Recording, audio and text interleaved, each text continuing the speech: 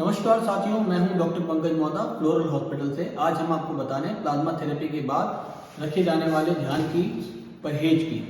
जब plasma therapy करा के मरीज यहाँ से जाता है तो उसे 3-4 प्रकार के परहेज रखने होते हैं। नंबर 1 तो खाने पीने का, जिसमें हमें ध्यान रखना होता है कि खाने पीने में कम से कम 3 माह तक घी, तेल, चीनी, दाल, आलू, चावल, नॉनवेज, ड्राई फ्रूट, अंडे और किसी भी तरह का व्यसन जैसे दारू, गुटखा, बीड़ी, सिगरेट आदि का सेवन ना करें। ये अभी तो 3 महीने करें और उसके बाद भी हर साल कम से कम 3 महीने इस प्रकार का परहेज करें। इससे आपके घुटनों का सर्कुलेशन बहुत अच्छा रहेगा और जो प्लाज्मा थेरेपी करी हुई है वो बहुत ज़्यादा फैलेगी। नंबर 2, हमें जूते पहन के रखने हैं स्पोर्ट्स वाले, मोटे गद्देदार सोल के, जो आते हैं कम से कम 1.5 इंच के, 1.5 इंच के। वो जूते हमेशा पहन के रखने हैं। ऐसा नहीं है कि हम घर में नहीं पहने, बाहर नहीं पहने, घर में भी पहने और बाहर भी पहने। महिलाएं तो अधिकांशतः घर में ही रहती हैं, उन्हें सदैव पहन के रखने हैं। नंबर 3 जी चीज कहते हैं हमें वो है कि प्लाज्मा फिल ऑयल लगा के पूरी बॉडी पे और 1 घंटा तक धूप में बैठना है। 1 घंटा तो मिनिमम बैठना है और यदि आपके पास समय है तो ज़्यादा समय तक बैठें और पूरे बदन पे तेल लगा के बैठना है। ऐसा नहीं है कि सिर्फ घुटनों पे लगा लिया, पूरे बदन पे लगाना है हमें। और नंबर 4 चीज है कसरत करनी है हमें गर्दन, कमर और घुटने की। ये हमें रेगुलर करनी है। ये 3 चीजें जो है कसरत, जूते और धूप सेवन, ये हमें जिंदगी भर करने हैं। इसमें किसी प्रकार की कोई कोताही नहीं करनी है। जो हमें कसरत करनी है गर्दन, कमर, घुटने की, वो आपको वीडियो में जैसे बताई गई है उसी प्रकार से करनी है। और जो हमें घुटने की कसरत करनी है स्पेशली, उसके अंदर हम यहाँ बताते हैं कि आपको जो पैरों में वजन बांध के कसरत करनी होती है।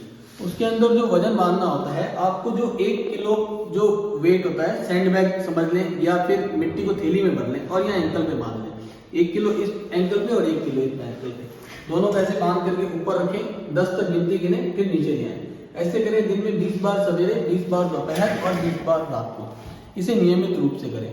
और जब ऑपरेशन के बाद, जो प्लाज्मा थेरेपी के बाद छुट्टी हो जाती है, उससे 3 महीने बाद इस वजन को 1 किलो के बाद 100 ग्राम करके बढ़ाना है और 10 दिन में 100 ग्राम से अधिक नहीं बढ़ाना है। क्योंकि यदि अपन ने जल्दी करी तो घुटनों में सूजन आ जाएगी, फिर वो बहुत जल्दी से कंट्रोल नहीं होगी। 3 महीने से पहले वजन को नहीं बढ़ाना है। उसको 100 ग्राम बढ़ा के, चाहे 2 साल लगे चाहे 3 साल लगे, यदि हमारे सामर्थ्य में है तो उसे 7 किलो तक लेके जाना है। और हम पहले ही थक जाते हैं तो वहीं पे रोक देना है और उसके साथ जीवन पर्यंत वैसे ही एक्सरसाइज करनी है। ये सब प्रिकॉशंस हम जितना रखेंगे और जितनी कसरत करेंगे उतना ही ये लंबा चलेगा। और उसके बाद हम बताते हैं कि क्या क्या कार्य करने हैं और क्या क्या नहीं करने। आप पलंग पे आलती पालती लगा के बैठ सकते हैं, नीचे बैठना अवॉइड करें, जितना अवॉइड करेंगे उतना बढ़िया है। सीढ़ियाँ चढ़ना बिल्कुल अवॉइड करें, 2-3 सीढ़ी तक कोई दिक्कत नहीं है। हमारा 60-70 साल की उम्र में शरीर जो होता है वो 2 फ्लोर 3 फ्लोर चढ़ने के लिए नहीं बना होता है। तो आप उसके साथ जबरदस्ती करेंगे तो वो नहीं समझेगा और दर्द होएगा ही होएगा। चाहे आप कितना भी, एक नॉर्मल व्यक्ति भी फिट होता है, उसे भी 60-70 साल की उम्र में यदि 2 फ्लोर 3 फ्लोर सीढ़ियाँ चढ़ाई जाएगी तो दिक्कत होएगी ही होएगी। और सीढ़ियाँ भी जो चढ़े तो वो स्टैंडर्ड साइज की होती है, 4 इंचेस की, वो सीढ़ी होए तो चढ़ सकते हैं। हम लोग जो बड़ी बड़ी 8 इंच 10 इंच की सीढ़ियाँ बना लेते हैं वो नॉर्मल नहीं होती है, उनका उपयोग नहीं करना चाहिए। कार्य हम वही कर सकते हैं जो हमारा शरीर लागू करे। हमें चलना उतना ही चाहिए जितनी हमारी कैपेसिटी है, उसका 80%। यदि हम 100 मीटर चल के थकते हैं तो हमें 80 मीटर पे रुक जाना चाहिए। यदि हम 1 किलोमीटर चल के थकते हैं तो हमें 800 मीटर पे तक चल के रुक जाना चाहिए।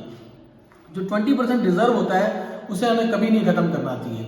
वो रिजर्व सदैव हमारे पास सुरक्षित रहना चाहिए। उसके अंदर जो शरीर होता है उसके अंदर वापस रिकवरी आ जाती है। आप चलें, बैठ जाएं, फिर चलें, एक साथ ना चलें। जैसे आप मिक्सी चलाते हैं, कंटिन्यू चलाएंगे तो जल जाएगी, नहीं तो आप चलाते हैं, रोकते हैं, चलाते हैं, रुकते हैं, तब कोई दिक्कत नहीं आती है, तब वो चलती रहती है।